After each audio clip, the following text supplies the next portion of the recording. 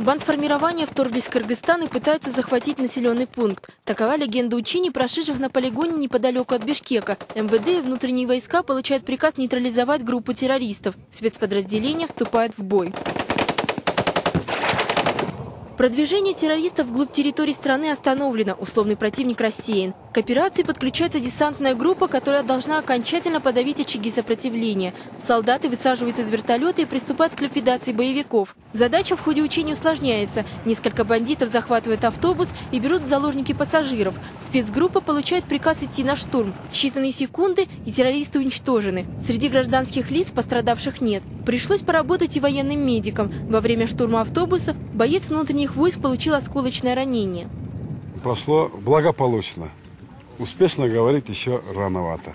Все должно быть четко. Все-таки все это здесь связано с оружием. Конкретно должны быть поставлены каждому подразделению своя задача.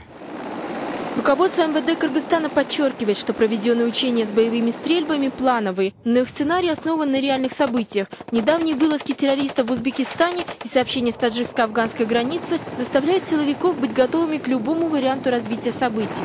Наверное, сегодня нет ни одного государства, которое бы не боролось с таким злободневным явлением, как терроризм. Эти проявления, конечно, не дают и нас просто так вот сложа руку сидеть. Почему? Потому что в соседних государствах проходят вот такие вот взрывы, угроза безопасности страны.